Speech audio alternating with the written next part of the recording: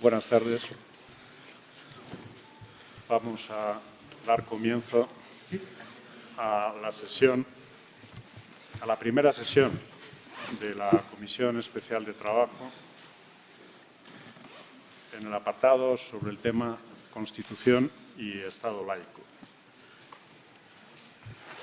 Los organizadores nos han dado instrucciones muy severas sobre la manera en la que se debe desenvolver el trabajo de esta comisión y me encargan a mí que trace una exposición introductoria identificando problemas y también dando cuenta del contenido, del objeto de mi personal comunicación,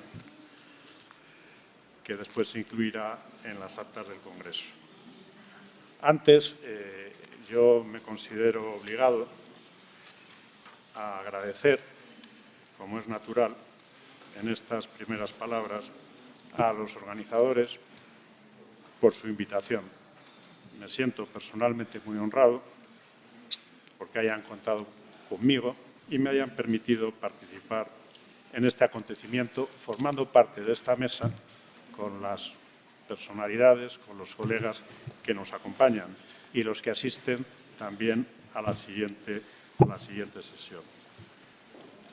Y la gratitud la debo dirigir a los organizadores en general, pero me gusta personalizarla en el profesor don Diego Valadés, que lo tengo por alma de esta iniciativa y al que quiero dirigir públicamente mi más sentida felicitación por lo que considero que es un éxito de organización y un éxito de resultados ya visible en esta segunda jornada del Congreso.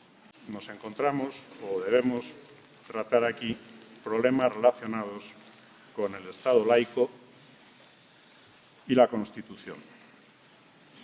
Bien, el constitucionalismo, cuya trayectoria y porvenir se examinan en este 13º Congreso Iberoamericano de Derecho Constitucional, dedicado en homenaje a la Constitución de Querétaro, descansa en el principio del consentimiento libremente expresado por los gobernados como fuente de legitimación del poder político. El constitucionalismo supone un corte, un cambio radical con los planteamientos que por muchos siglos buscaron y encontraron en la religión el fundamento del poder político.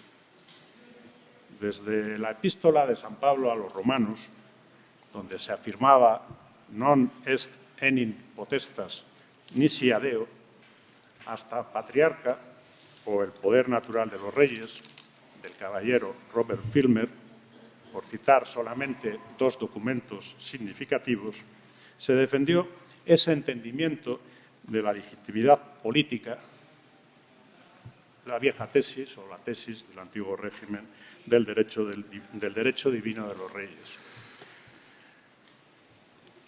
que será truncada por la Revolución Liberal con el apoyo principal de las ideas de John Locke expresadas en sus dos tratados sobre el gobierno, el primero dedicado a refutar a Filmer y el segundo dedicado a la exposición de su ensayo sobre el gobierno civil, en el que propone el pacto para crear la sociedad política en términos de libertad y organizarla separando los poderes. El constitucionalismo, como técnica jurídica de la libertad, como configurador de un Estado que responde a sus principios, reclama el carácter laico del poder político, el carácter laico del Estado. Laicidad que es coherente con el pleno reconocimiento, por su parte, de la libertad de conciencia y de religión, libertades estas cuya reivindicación se halla, por otra parte, unida esencialmente a la construcción del Estado constitucional y a su entendimiento como instrumento al servicio de las personas cuya dignidad proclama. En las sociedades complejas, plurales de nuestros días, bien diferentes de aquellas de carácter eminentemente homogéneo en las que nació y se desarrolló el constitucionalismo del que participamos quienes nos adscribimos a la cultura jurídico-política de la que surge, los problemas relacionados con estas libertades, con su ejercicio, han adquirido una gran relevancia y están planteando problemas muy serios de convivencia. Este constitucionalismo, que no puede no ser democrático en nuestros días, tiene que ofrecer soluciones que preserven los distintos intereses en conflicto. Habrá, por tanto, de garantizar el ejercicio de esas libertades de conciencia, de religión, pero también deberá asegurar el respeto de los otros derechos fundamentales que los limitan, los derechos de los demás, y también que respeten los principios sobre los que se sostiene el orden político, pues sin él, sin el orden político, sin el Estado democrático, no hay Constitución ni hay derechos. El enfoque, por tanto, debe ser por fuerza ponderado y debe conducir a la protección de las formas de ejercicio de la libertad religiosa que no pongan en peligro esos otros bienes constitucionales, y siempre que esas formas de ejercicio de la libertad religiosa que se proyectan hacia la procreación o la concepción, hacia las relaciones familiares, a las formas de vestir, a la enseñanza, a las relaciones de trabajo o, en general, al cumplimiento de los deberes constitucionales o legales, o reclaman del Estado determinadas prestaciones, siempre que esas formas de ejercicio de la libertad religiosa, decía, sean a su vez libres, respondan o sean expresión genuina de la libertad de quienes las ejercen y no vengan directa o indirectamente impuestas por quienes administran su confesión. Me parece que en este enunciado más o menos tienen encaje los diversos asuntos, los diversos argumentos que van a ser desarrollados en las distintas intervenciones que seguirán a continuación. Yo quiero añadir, antes de darle la palabra al presidente Silva Meza, unas observaciones complementarias sobre el asunto que yo desarrollo en mi comunicación, que tiene que ver con la objeción de conciencia en el contexto del Estado social y democrático de derecho de hoy en día. Objeción de conciencia que en ese marco tiene unos perfiles propios. La objeción de conciencia está reconocida como derecho fundamental por documentos internacionales, también por constituciones, y se caracteriza por amparar, eximiéndoles de deberes válidamente impuestos por la Constitución o por las leyes, a quienes aduzcan razones de principio, de naturaleza religiosa o no, pero en todo caso esenciales para quien las afirma, razones que le impiden cumplir esos deberes. Y esa exención, en que consiste la objeción de conciencia, puede, según las experiencias, ser incondicionada una vez apreciada la seriedad de su alegación, o puede suponer la transformación del deber al que la objeción se refiere en el de cumplir una prestación diferente a la que no afecten las convicciones invocadas. Es, por tanto, la de la objeción de conciencia una figura distinta, una figura diferente de la desobediencia civil, ya que esta última es ciertamente una actitud ética, como también lo es la relacionada con la objeción de conciencia, pero la desobediencia civil no está reconocida por el ordenamiento y suele suponer la negación de su legitimidad, la de ese ordenamiento o de alguna parte de él, de los que ejercen, de los que la practican. Los supuestos en los que cabe reconocer la objeción de conciencia y la forma de ejercerla los establecen la Constitución o la ley, o la interpretación de quien dice lo que la Constitución dice, es decir, de los jueces constitucionales, de los que ejercen la llamada justicia constitucional. Y suele ser habitual su reconocimiento frente al deber de prestar el servicio militar o frente al deber de defender el país, de defender al Estado. Pero se ha reclamado, y en algunas ocasiones protegido, según los ordenamientos, a los que lo han invocado, a quienes han invocado este derecho, para no participar en o no ser objeto de determinadas actuaciones públicas o privadas que les repugnan.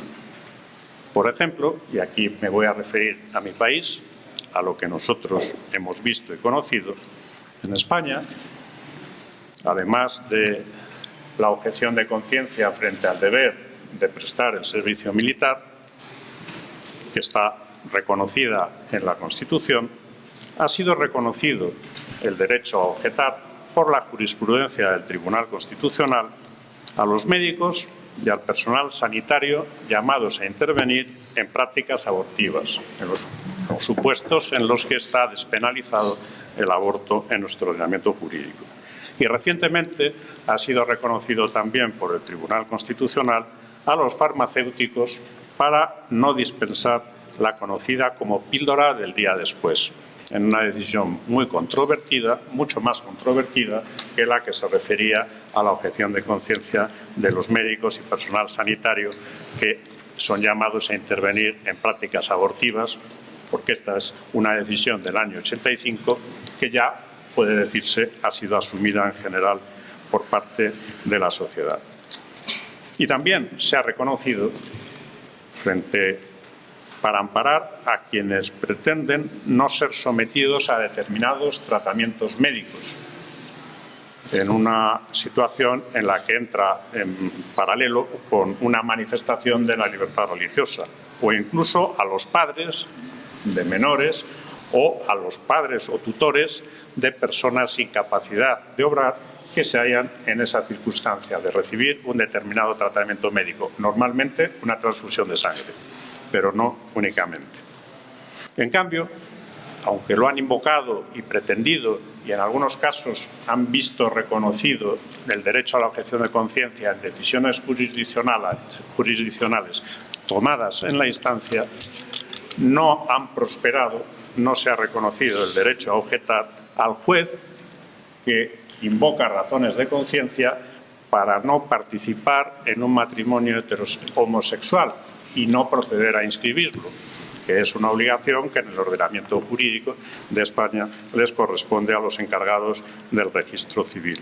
Y tampoco se ha reconocido el derecho a la objeción de conciencia a los padres que pretendían que sus hijos menores no siguieran una determinada enseñanza, que era una enseñanza cívica, impartida según los programas oficiales vigentes a los menores en las escuelas públicas, porque no se entendió que esa educación cívica tuviera el carácter de formador o supusiera un adoctrinamiento de los niños, tal como pretendían los padres objetores.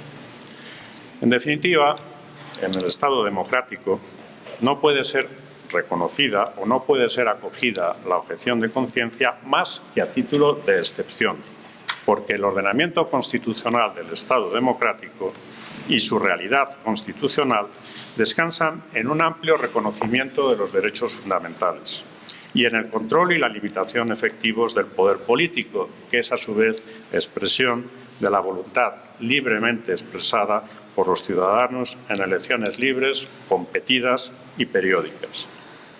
Pero ese carácter excepcional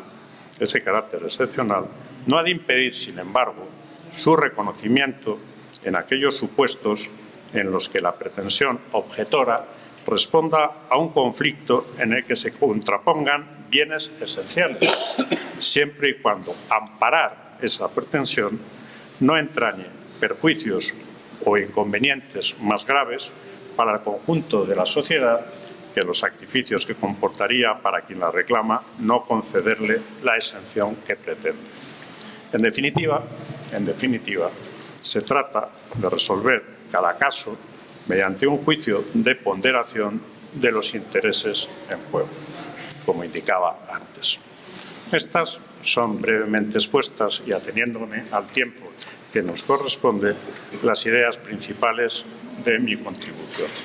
Y una vez hecha, siguiendo con la mecánica de trabajo que han establecido los organizadores, debo darle la palabra al conferenciante magistral de esta sesión, que es don Juan Silva Meza, y debo presentarle brevemente y decirle que nos sentimos muy honrados de contar con su participación.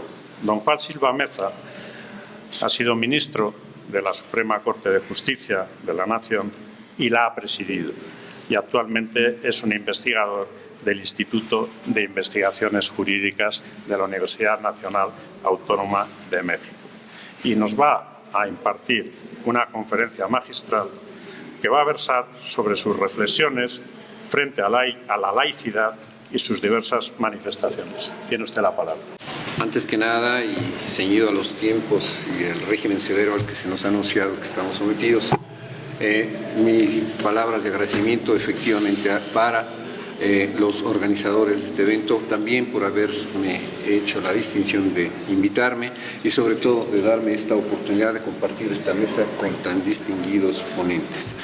Esta participación, generosamente bautizada como una conferencia magistral en función de que será una exposición solamente en relación con el documento que prácticamente habrá de entregarse para la memoria de este Congreso, y en esta mesa voy a aprovechar este espacio para comentar casos que han sido abordados en el seno de Cortes Supremas, tribunales constitucionales y tribunales supranacionales en torno a la laicidad y sus manifestaciones. Es innegable que el hecho religioso, la dimensión religiosa, no es una subcultura, lo sabemos, es parte de la cultura de cualquier pueblo, de cualquier nación. Por lo tanto, es natural que se vayan trazando líneas sobre un derecho fundamental que posee todo ser humano, inclusive en su dimensión negativa, y así el derecho a la libertad religiosa cobra importancia cada día, pero sobre todo se ha robustecido con las interpretaciones jurisdiccionales complejísimas que a partir de los textos constitucionales y de los tratados internacionales en materia de derechos humanos han ido delineando las cortes constitucionales del mundo. Entrando a la descripción de algunos de los casos que han sido seleccionados y que en forma más detallada se desarrollan en el documento ya elaborado que se presentará, quiero destacar que los órganos jurisdiccionales nacionales y supranacionales que emitieron las sentencias que han sido seleccionadas abordaron el estudio a partir del principio de laicidad, de la libertad de culto, de la libertad de expresión, de la libertad de asociación, de la libertad de enseñanza, entre otros derechos fundamentales que van de la mano con la libertad religiosa, pues, como sabemos, a diferencia de otros derechos, el reconocimiento de la libertad religiosa es más complejo, justamente por la interacción periférica que tiene con otros derechos fundamentales y los problemas multiculturales. Así, la ciudadanía de todo el mundo que se asocia con fines religiosos, trátese de una mayoría religiosa, de una minoría o inclusive de individuos que optan por la práctica individual de alguna religión, reivindican de forma permanente el respeto estatal, así como social, de sus usos y costumbres de corte religioso, con la finalidad de que puedan ejercerlos a plenitud. Tal ejercicio supone en la práctica el respeto de la cosmovisión que cada individuo percibe de la relación del ser humano con lo divino, incluida, por supuesto, la posibilidad de no creer en tal relación o religión alguna. Desde la perspectiva legislativa, sobran también ejemplos que sostienen tal afirmación. Los judíos y musulmanes han solicitado en Gran Bretaña que la ley les exima del cierre dominical de sus lugares de trabajo o adecuaciones de la legislación relativa al sacrificio de animales. Los varones sikhs en Canadá han solicitado que se les exima de la legislación que obliga a llevar el casco a los motociclistas, así como de las normas de indumentaria oficiales de las fuerzas de policía para poder seguir portando sus turbantes. Los judíos ortodoxos en Estados Unidos han reivindicado el derecho a vestir la yarmulka durante el servicio militar. Finalmente, las jóvenes musulmanas han solicitado en Francia que se establezcan excepciones en las normas de indumentaria escolar para poder usar el chador. Estas son solo algunas de las solicitudes realizadas por ciudadanos pertenecientes a diferentes asociaciones religiosas, a órganos del Estado, las que en ocasiones encuentran respuestas afirmativas, pero en otras un rechazo absoluto. Bajo este contexto, la libertad religiosa y el ejercicio de la libertad de culto son tan importantes para el ser humano que si solo existiera la oportunidad legal de solicitar determinados permisos o excepciones para ejercer la plenitud sus prácticas, así como la posibilidad latente de la negativa por parte del legislador, tendría como consecuencia que buena parte de las asociaciones religiosas estuviesen en constante tensión con las autoridades del Estado, inclusive en conflictos de magnitudes inimaginables entre sí mismas. Este es el punto de partida en el que entran en acción los órganos de control constitucional de cada país.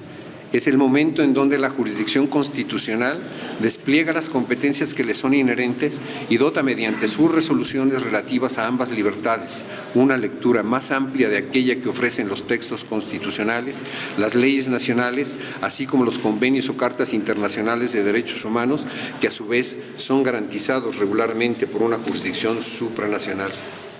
En México destacan algunas resoluciones, dentro de ellas, recaída a un juicio de revisión constitucional en una sala regional del Tribunal Electoral del Poder Judicial de la Federación del año 2009, la cual se encuentra vinculada íntimamente con la libertad religiosa, la libertad de culto y el principio de laicidad del Estado. Esta sentencia analiza si la utilización de símbolos religiosos contenidos en propaganda electoral de una candidata, concretamente a un cargo de elección popular, así como su participación en una procesión religiosa, pueden o no constituir factores determinantes para anular la elección, tomando en cuenta de forma horizontal la libertad de culto, partiendo de la premisa de que la nación mexicana es un Estado laico, principio establecido en el artículo 130 constitucional. Aquí se generan muchas reflexiones. En esta cuestión podemos pensar en muchos supuestos, en muchas hipótesis que son fácilmente presentables y sobre todo en algunos países como el nuestro. Participar en elecciones acompañados con los representantes religiosos en actos públicos que implican la presencia de un padre, como decimos, un cura, estar presente en los actos de campaña, que se piensa que puede tener un efecto que presente o pueda presentar un desequilibrio precisamente en ese sentido en relación con el tema de la asociación de la religión o de alguna religión con uno de los candidatos. Esto ha venido presentándose y se ha resuelto también en función de la propaganda electoral con imágenes religiosas y no, en muchos de los casos, si no es privativo de la jurisdicción mexicana, no se ha abordado a plenitud el tema de laicidad, el tema de libertad religiosa, sino relacionado con otro tipo de derechos, libertad de expresión, otro tipo de violaciones, pero no ha sido franca y abierta en algunos casos esta situación de los tribunales. Por otra parte, y bajo determinados contextos, por ejemplo, en otros países, aquí se hablaba hace un momento de casos que pudiera ser de los testigos de Jehová. En el caso de los testigos de Jehová, sí recordamos que precisamente hubo un caso muy especial que es el que se ha manifestado en relación precisamente con los padres de un menor y del propio menor que se opuso precisamente a recibir la asistencia médica en función de su estatuto religioso como tal de los testigos de Jehová. La resolución, tengo el dato de la audiencia provisional de Huesca, condenó a los progenitores como autores responsables del delito de homicidio calificado. La sentencia del Constitucional español concedió el amparo a los padres del menor al reconocer que se les había vulnerado su derecho fundamental a la libertad religiosa. Un caso emblemático precisamente de un tema asociado con libertad religiosa, culto, laicidad, en donde un tribunal ha tenido que tomar una determinación de esa envergadura. Ahora, es imposible imaginar que las sentencias que se pronuncian sobre libertad religiosa y las de culto no aborden el principio de laicidad del Estado. De hecho, en varias ocasiones no es alguno de los derechos referidos el tema de análisis por parte de la jurisdicción, sino lisa y llanamente el principio constitucional de referencia, laicidad. No ha sido fácil para los órganos jurisdiccionales de control constitucional o convencionalidad, en su caso, arribar a conclusiones unánimes sobre el eventual quebrantamiento de este principio. Con frecuencia, las resoluciones emitidas sobre el tema han sido adoptadas por mayoría de votos de los miembros integrantes del órgano jurisdiccional que conoce del asunto, muestra inequívoca de las diversas percepciones que se tienen sobre los alcances y límites que implican el entendimiento del Estado laico. No obstante, en este entorno entra en juego un doble papel que es determinante para que dicho principio opere de manera eficaz. El primero de ellos recae en el grado, por así decirle, de laicidad que el propio Estado asume frente a la Iglesia, y el segundo, en sentido contrario, la medida en que la Iglesia o las iglesias o los representantes de los cultos los respeten. Voy a acelerar la participación porque antes de tener una tarjeta, simplemente hacer la referencia de que el análisis de las decisiones de los tribunales constitucionales, Cortes Supremas y supranacionales han evidenciado la complejidad que tienen estos temas, los temas de la libertad religiosa, los temas de la libertad del culto y la laicidad del Estado, en tanto que existen evidencia de sentencias, por ejemplo, del Tribunal Europeo de Derechos Humanos, donde en relación con el mismo hecho se han dictado sentencias contradictorias, en unas totalmente en blanco y en otras totalmente en negro, en relación, por ejemplo, con la portación del velo islámico por parte de una profesora en una escuela de educación primaria, donde tiene el rechazo y tiene la prohibición de utilizar este velo en la escuela pública, también vale decirlo, en la escuela pública, donde se determina por el director, el inspector correspondiente de la escuela que no puede usarlo, hace uso de todos los recursos legales que están a la mano y llega al Tribunal Europeo de Derechos Humanos y él convalida la decisión de la autoridad. Esto es en Suiza. En Turquía pasa una situación similar con el uso del velo en una universidad en Turquía. Y allí el tribunal, a 2 años de distancia, más o menos, dicta una resolución que ha sido emblemática, donde admite la dificultad de pronunciarse en estos temas, en tanto que están sujetos al contexto de la religión de que se trate, de las prácticas de que se trate, del lugar en donde se realice, del entorno y el contexto. Y en muchos de los casos se han pronunciado con los derechos colaterales que se van presentando, pero se deja de lado el tema de laicidad y libertad religiosa.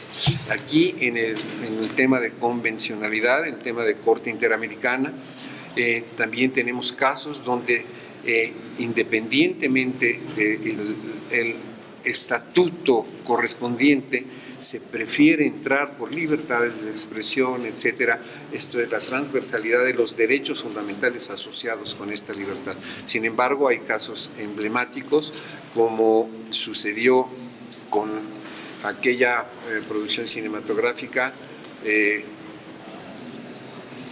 La última tentación de Cristo, en Chile, donde efectivamente fue un antes y un después en la resolución, pero por la libertad de expresión. Sí hubo engarce en el tema religioso, sin embargo, se anuló la prohibición, pero en relación con violación a libertad de expresión. En fin, son muchos los casos que hay de la presencia de las Cortes, los tribunales constitucionales en el mundo, los supranacionales también, pero en relación con el cuidado del tratamiento de estos temas, habida cuenta el tema multicultural los contextos, los alcances en algo que es tan íntimo, tan personal como el ejercicio de un derecho que se reconoce como un derecho fundamental, la libertad religiosa, y también la presencia de la laicidad en el Estado democrático. Estos temas están un poquito mejor desarrollados y más ampliamente desarrollados en el documento que presentaremos. Gracias y una disculpa a la mesa.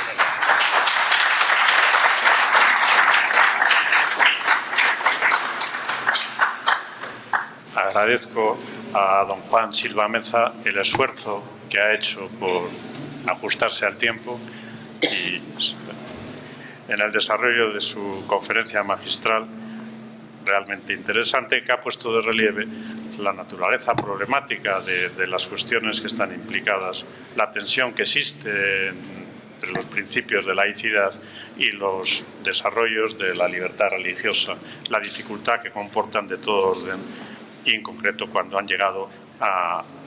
tenido que ser resueltos por órganos jurisdiccionales. A continuación, siguiendo el orden que está previsto en el programa, voy a dar la palabra al vicepresidente de esta comisión, don Miguel Pedro Vilcapoma, que es profesor de Derecho Constitucional y decano de la Facultad de Derecho y Ciencias Sociales de la Universidad Peruana de los Andes, que nos va a hablar a propósito de un Estado confesional peruano a un Estado aconfesional. Tiene la palabra. Muchas gracias. En primer lugar, quiero agradecer a los organizadores de este 13 Congreso Iberoamericano de Derecho Constitucional que nos permite estar presentes aquí y luego compartir en esta mesa con eminentes estudiosos de la materia.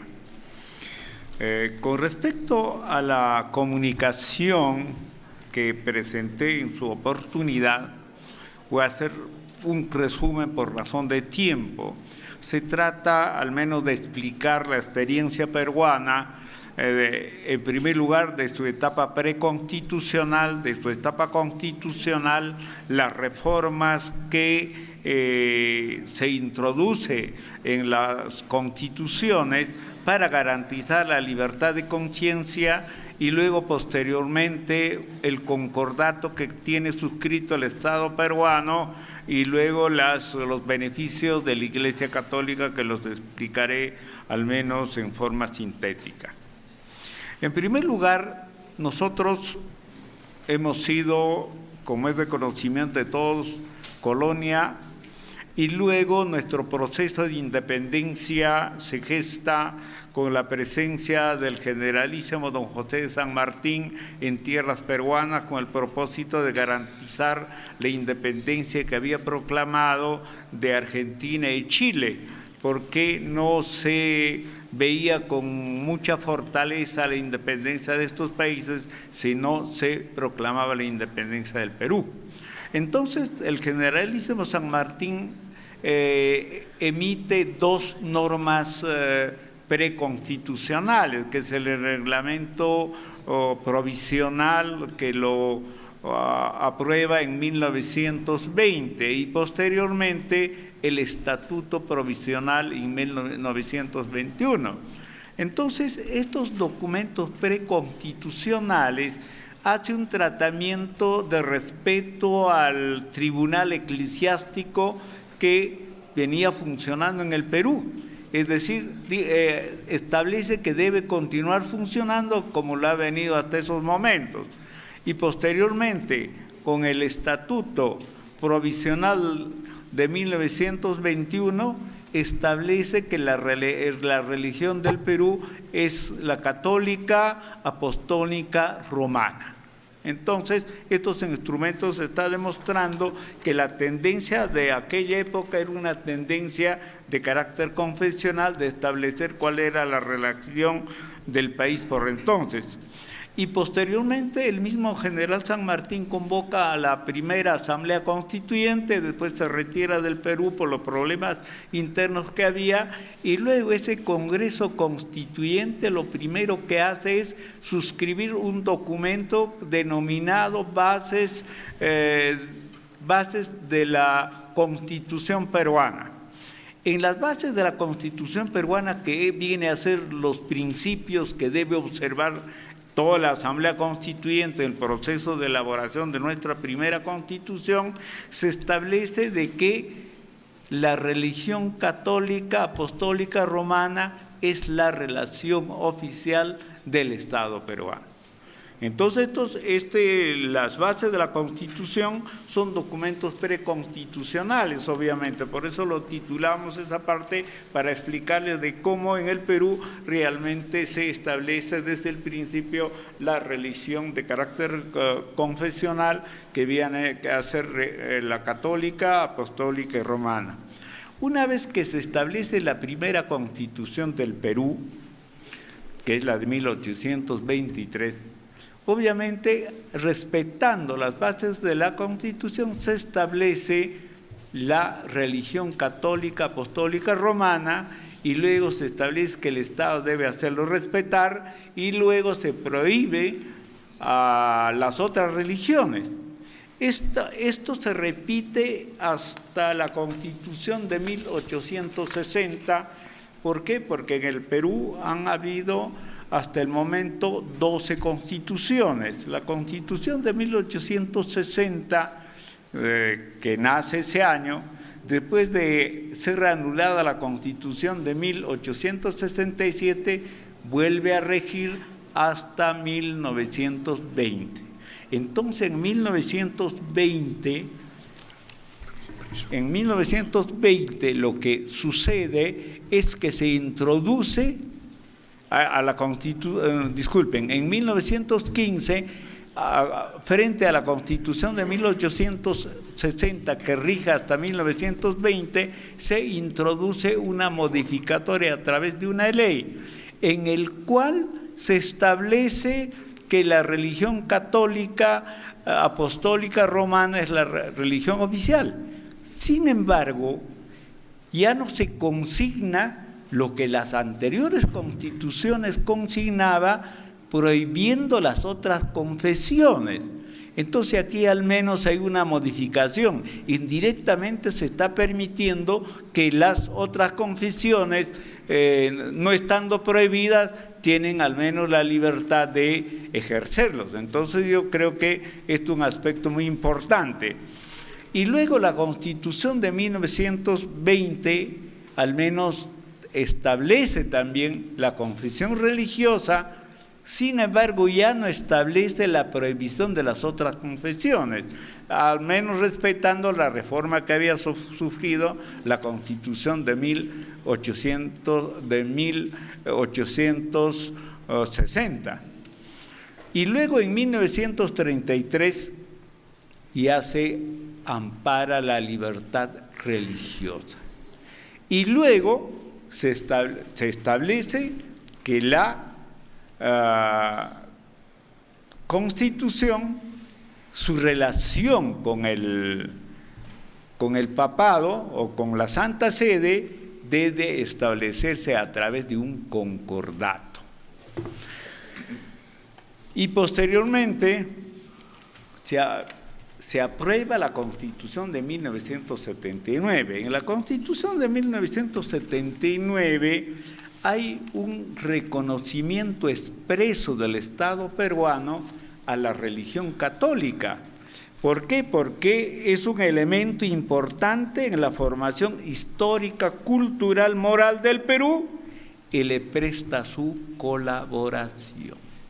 Entonces aquí realmente al menos hay un discurso que demuestra que el Estado peruano no es un Estado laico, no se habla de la laicidad del Estado. Es cierto que la Constitución del 79 protege la libertad de conciencia, la libertad de credo, la organización religiosa, no hay persecución por razones de opinión, no hay delito de opinión, etcétera, etcétera, ¿no? Pero sin embargo hay un reconocimiento expreso en el artículo 50 de la Constitución de ese año, o sea, de 1979, a la religión católica. Faltando algunos momentos para la conclusión del gobierno militar, porque nosotros fuimos gobernados por 12 años en su primera etapa por Juan Velasco Alvarado y posteriormente por Francisco Morales Bermúdez. Entonces Francisco Morales Bermúdez, cuando ya se había aprobado la Constitución del 79 y luego se puso en vigencia algunos artículos de esta Constitución, en el mes de octubre de 1980 suscribe el concordato con la Santa Sede. Y luego este concordato realmente se reconoce varios beneficios para la Iglesia Católica, la exoneración tributaria, se le permite abrir los colegios, escuelas que puedan abrir, se establece que debe en los institutos armados, hospitales, etcétera, al menos prestar servicio de carácter sacerdotal a los fieles que están en estos lugares. Entonces, de ahí que nosotros al menos concluimos de que nosotros no somos un Estado laico, o sea, nuestra Constitución no establece un Estado laico, sino es un Estado que tutela todos los derechos y las libertades actualmente religiosas. Sin embargo, lo que hace es un reconocimiento de la Iglesia Católica. Entonces, la Iglesia Católica tiene varios beneficios reconocidos por el mismo Estado, ya que justamente establece su colaboración. Claro, línea más abajo, el artículo 50 establece que podrá también establecerse colaboraciones con las otras confesiones religiosas, pero sin embargo no se ha suscrito ningún documento de colaboración con las otras iglesias, circunstancia que nos demuestra realmente que nuestro Estado realmente era confesional, ahora es aconfesional, pero tutela todas las libertades, es decir, sí permite el pluralismo de carácter religioso, pero al menos con preferencia de la Iglesia Católica. Ahora, a nivel de cuestiones fundamentales que tienen que ver con la tutela de los derechos que tiene que ver con la libertad de conciencia, la objeción de conciencia, sí es cierto que el Tribunal Constitucional en muchas sentencias tutela estos derechos que tienen que ver con la libertad religiosa, etcétera. Entonces yo creo que sí, somos una sociedad en la cual se tutela la libertad religiosa, pero sin embargo nuestro Estado da preferencia, o en la misma Iglesia Católica tiene influencia en decisiones del Estado. Entonces yo creo que, no sé si me han entendido en algo, pero ahí está la comunicación en el cual al menos sí es cierto que un Estado laico debe ser neutral, un Estado laico debe hacer un tratamiento igualitario a todas las confesiones, que no es el caso peruano, conforme ya indiqué. Les agradezco bastante, ya he sido notificado. Muchas gracias.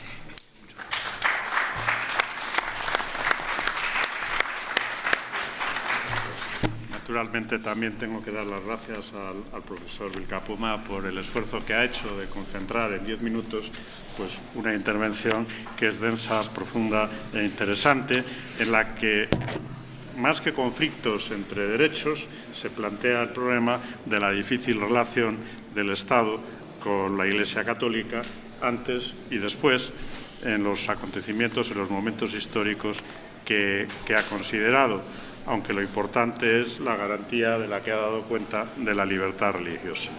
Bien, debo informarles de que uno de los participantes en esta sesión no ha podido llegar a tiempo, no va a acompañarnos, don Omar Alejandro Alvarado Bedoya, de Colombia, y entonces vamos a seguir con el orden de intervenciones previsto en el programa.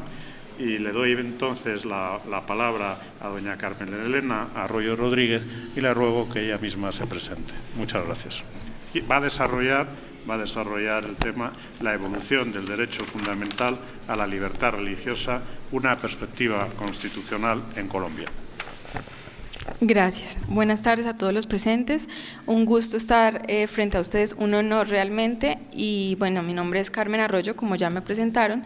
Soy estudiante de último semestre de la licenciatura de Derecho en la Universidad Industrial de Santander en Colombia y desarrollo junto con el Semillero de Investigación de Género, Sociedad y Derecho de mi facultad algunas investigaciones concernientes pues, a temas que nos incumben para la escena nacional. En la tarde de hoy deseo compartir con ustedes un tema que ha surgido por el interés de situaciones álgidas que se han presentado en Colombia en lo tocante a la laicidad que debe manifestar el Estado colombiano. Asuntos tan fundamentales como el hecho de que el Ombudsman Nacional, el procurador de nuestro país, en cierta ocasión, pues hoy día ya destituido, pero en cierta ocasión durante su mandato manifestara seriamente la intención de ahondar en asuntos mesiánicos y que fueran ellos los que fundamentaran básicamente el accionar jurídico dentro de nuestro ordenamiento territorial. Asuntos como el hecho de que el derecho fundamental a la libertad religiosa y su amplio reconocimiento por parte de la Corte Constitucional colombiana se haya llevado a tal punto de que las mayorías están buscando socavar los derechos de las minorías en asuntos fundamentales como el aborto, la adopción homosexual y otros que más adelante se tocarán. El derecho fundamental a la libertad religiosa es un asunto tan trascendental que ha sido materia de estudio y consagración en el sistema internacional de los derechos humanos. Así lo demuestran instrumentos internacionales tan importantes como la Declaración Universal de los Derechos Humanos, el Pacto Internacional de los Derechos Civiles y Políticos y la Declaración sobre la Eliminación de todas las formas de discriminación o intolerancia por fundamentos religiosos y convicciones. Estos dos últimos documentos particularmente han sido adoptados en el bloque de constitucionalidad de Colombia. Por supuesto, ante esta escena internacional, el Estado colombiano no ha sido ajeno a ello y en tal sentido presenta una evolución constitucional en cuanto a la relación del Estado y la Iglesia para posteriormente llegar a la consagración con rango de fundamental del derecho a la libertad religiosa. El Estado colombiano ha demostrado a lo largo de su evolución básicamente 4 momentos fundamentales. El primero de ellos fue el confesionalismo patronalista, el segundo fue el separatismo, el tercero un confesionalismo puro y el actual, el Estado laico. Sin embargo, por cuestiones de tiempo no ahondaré en los 2 primeros momentos y solo me quedaré en el confesionalismo puro y en el actual, que es el Estado laico. El confesionalismo fue protagonizado en su momento por la Constitución Política de 1886, una constitución fundamentalmente abocada a la Iglesia Católica, que además de ello fue escoltada desde todo punto de vista por la consagración del primer acuerdo concordatario que suscribiera el Estado colombiano en 1887, acuerdo que otorgaba total potestad a la Iglesia Católica para guiar asuntos públicos en todos los sentidos. Los rigores de sucesos mundiales tan importantes como la Gran Depresión o la terminación de la Segunda Guerra Mundial instalaron en nuestro país la llamada Revolución en Marcha, liderada por el entonces presidente Alfonso López Pumarejo, quien incorporó algunas reformas que ya le eran necesarias al Estado, reformas fundamentalmente agrarias, educativas y sociales, pero sin duda también de tipo institucional, lo cual abrió la consolidación de un Estado vehementemente respetuoso de las libertades ciudadanas, con consecuentes señalamientos marxistas y masónicos. Era lo necesario. El progreso constitucional, aunque carecía de robustez, comenzaba a reflexionar acerca de la relación entre el Estado y la Iglesia. ¿Acaso parecía un matrimonio? Esto exigía la sumisión del Estado a la Iglesia, era una simbiosis per se. Posteriormente, gracias a estas reformas que se instauraron por aquella época, se llegó a la instauración del Estado laico. Resulta conveniente que para abordar la discusión final del Estado laico, retomemos la definición que Jorge Adam, reconocido investigador del Instituto de Investigaciones Jurídicas de la UNAM, da sobre el Estado laico. Lo define como la organización política que no establece una religión oficial, es decir, que no señala una religión en particular propia del pueblo, que por lo mismo merece una especial protección política y jurídica. Cotejando esta definición de Jorge Adam con lo dispuesto por la Corte Constitucional de Colombia en la sentencia C-153 del año 2003, se generan 5 prohibiciones específicas que para que el Estado laico colombiano se rija como tal se deben observar. Las retomo textualmente. Me permito leerlas. La primera prohibición es establecer una religión o una iglesia oficial. La segunda, identificarse formal o explícitamente con una iglesia oficial. La tercera, realizar actos oficiales de adhesión, así sean simbólicos, con alguna iglesia o credo. La cuarta, tomar decisiones cuya finalidad sea meramente religiosa. Y la última, adoptar políticas o desarrollar acciones cuyo impacto primordial sea promover o perjudicar a una iglesia específica. Definitivamente, la llegada de la Constitución de 1991 marcó un antes y un después en Colombia. Rompió el esquema monocromático por el que ya nos guiábamos y propuso una oda a la libertad, a la igualdad, al respeto. Propuso un Estado laico, libre, igual, plural. Uno de sus fundamentos más fuertes, definitivamente, es el principio de la neutralidad y el principio del pluralismo religioso, ambos abocados definitivamente a permitir que el Estado se manifieste en todas sus formas políticas, eludiendo desde todo punto de vista la intervención de la Iglesia. Así, los vigentes artículos 18 y 19 constitucionales incorporan con rango de fundamental los derechos a la libertad de conciencia y de cultos, aboliendo al menos formalmente toda vía de discriminación y segregación por motivos religiosos. Por supuesto, ante virajes constitucionales de tal magnitud, el resultado más esperado, a modo de objeto mejor trazado, es la independencia entre lo temporal y lo perenne, la eterna discusión entre el poder clerical y el poder del Estado, específicamente una bifurcación de caminos que genere salubridad en el sentido más estricto de la palabra en cuanto a lo político y en cuanto a las decisiones más importantes que toma el Estado. El constitucionalismo moderno nos exige que las decisiones político-gubernamentales se legitimen a través de la soberanía que reside en el pueblo y no en elementos o en ceremonias políticas, no en elementos o en ceremonias meramente religiosas. Las políticas públicas, las normativas, todas las decisiones que socialmente son trascendentales deben obedecer a las necesidades del pueblo y, por tanto, devienen de un análisis juicioso y concienzudo entre la sociedad civil y el Estado colombiano, entre sus representantes y el Estado, sin un tercer agente interventor, sin un dogma de por medio que sea el generador de la respuesta que el pueblo está necesitando. Esa es la discusión que quiero plantear en este momento.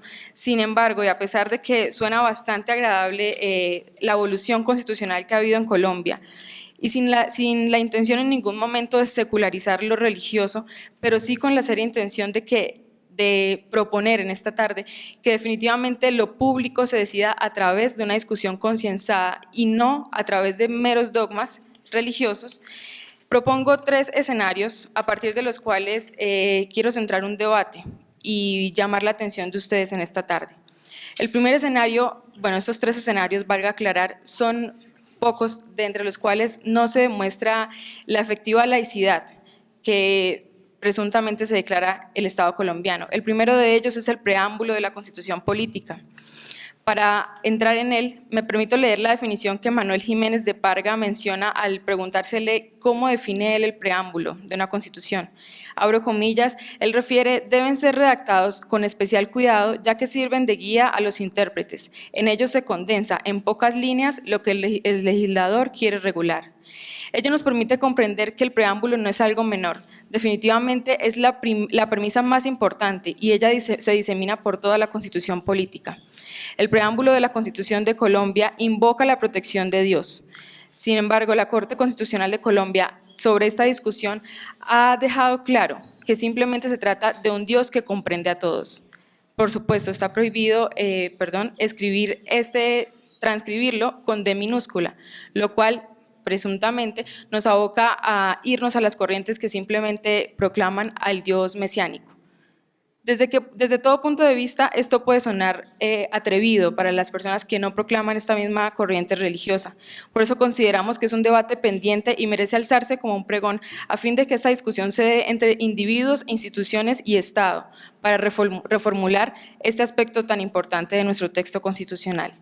El segundo escenario, por cuestiones de tiempo, es el juramento presidencial, juramento que se hace ante Dios, a quien se le jura solemnemente cumplir con todos y cada una de las propuestas presidenciales que ha lanzado el candidato presidencial para con el pueblo.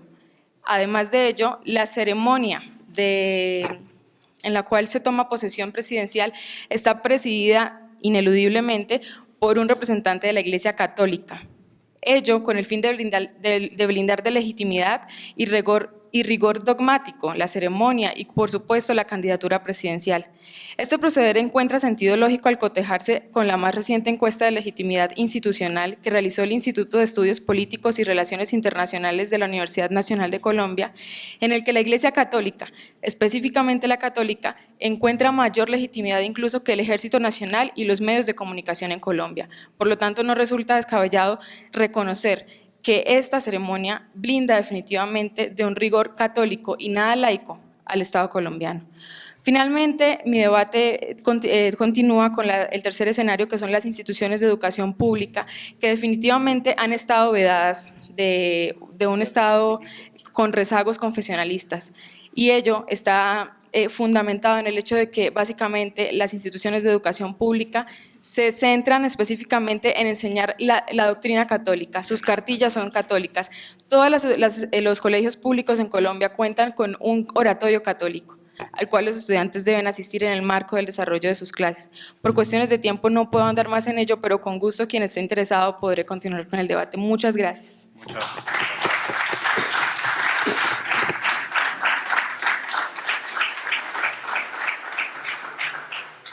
Muchas gracias por su esfuerzo de condensar en 10 minutos cuestiones tan complejas como el tránsito del confesionalismo puro al Estado laico. Es casi imposible, casi imposible. Muchas gracias. Bien, va a cerrar esta tanda de intervenciones don Jorge Luis Cáceres Arce, que tratará nos va a hablar sobre Constitución y Estado laico. Y le ruego también que diga unas palabras de presentación y le recuerdo también los 10 minutos que tenemos.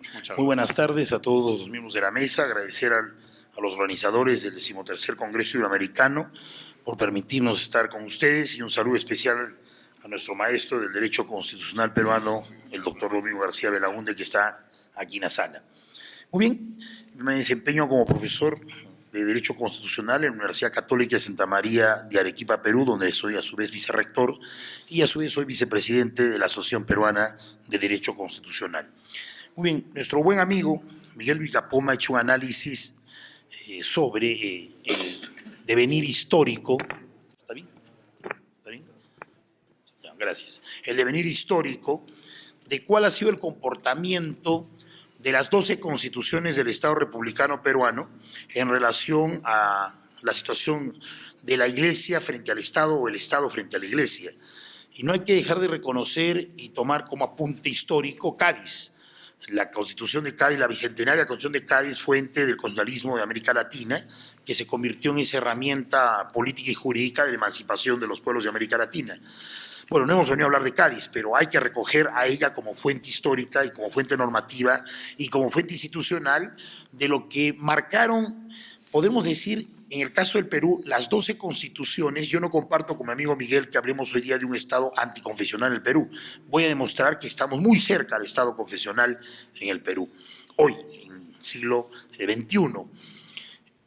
Si recogemos los textos constitucionales, la del 23 es una semejanza a la Constitución de Cádiz, salvo en el tema de que no recogimos la postura de San Martín de traer un joven rey francés para que se instaure una monarquía constitucional.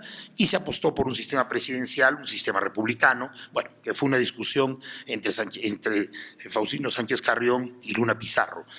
Y al final predominó el Estado unitario y no predominó un Estado federal en el Perú, y predominó la postura de Sánchez Carrión por un modelo republicano y no la de San Martín por una monarquía constitucional, como fue la usanza recogida de Cádiz. La Carta o Constitución Madre, que es la de 1828, habla sobre un Estado eminentemente confesional, a lo que Miguel Vicapoma ha señalado con el detalle histórico, y de eso no hay detalle para discutir.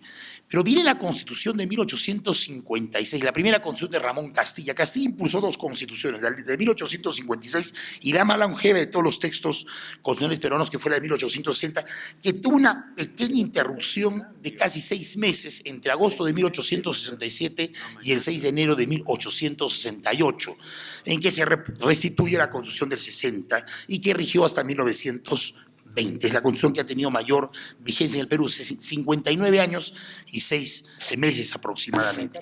Pero la de 1850 genera un derrotero en referencia a la relación del Estado con la Iglesia. Es una Constitución de corte anticlerical y producto de la presión de la jerarquía de la Iglesia y de los sectores conservadores militares en el país, es que esta Constitución no tuvo más que 4 años de vida.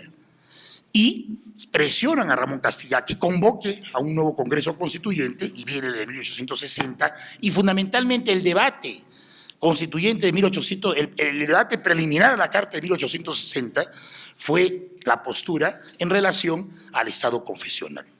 Viene la reforma constitucional que ha señalado muy bien el profesor Vilcapoma de 1915, durante el gobierno de José Pardo y Barreda, en relación ¿a qué? A que nos sacudamos de una postura de que veníamos hablando de una posesión clarísima de un Estado confesional sobre el propio Estado y fundamentalmente sobre la sociedad peruana. Por si acaso, soy católico, apostólico, romano y arequipeño. No van a pensar que yo pretendo venir aquí a levantar las banderas del anticlericalismo o soy anticatólico, sino que en mi tierra, como Córdoba, en Argentina y como es aquí en México, sabemos pensar, sabemos razonar y somos de un espíritu rebelde.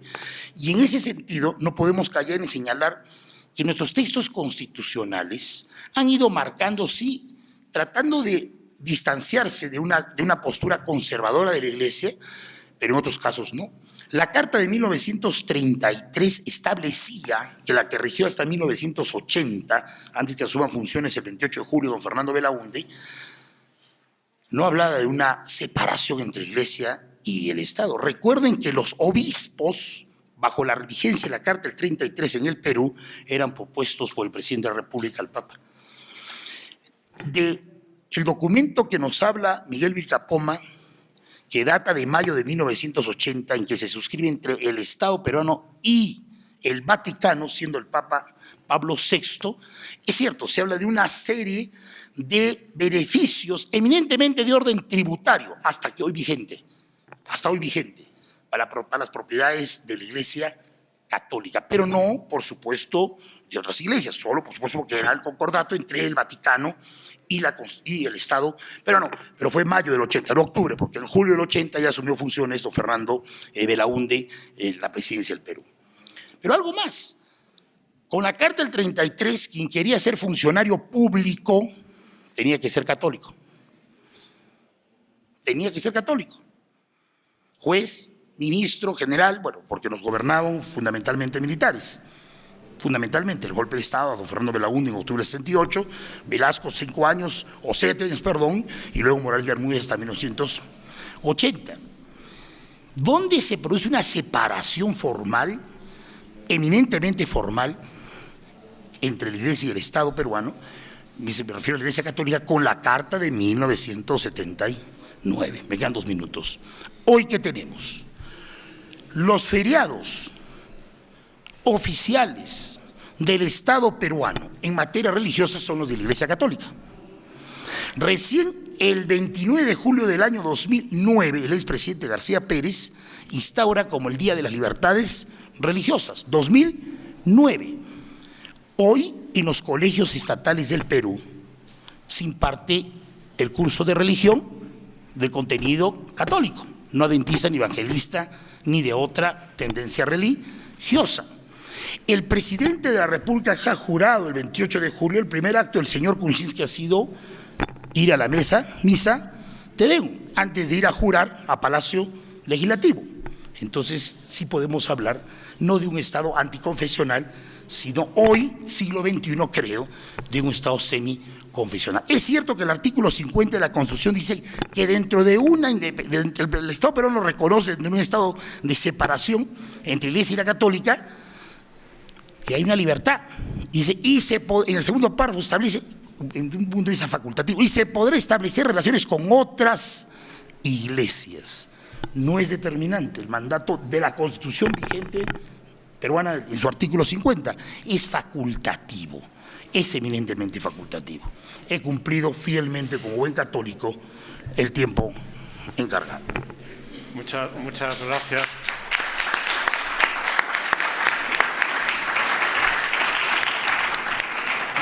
Muchas gracias, profesor Cáceres, por su esfuerzo, como el de los anteriores, que además ya vemos que le ha dado un tono polémico y crítico, seguramente propio de la ciudad de los libres que recordábamos ayer. Sí. Es así.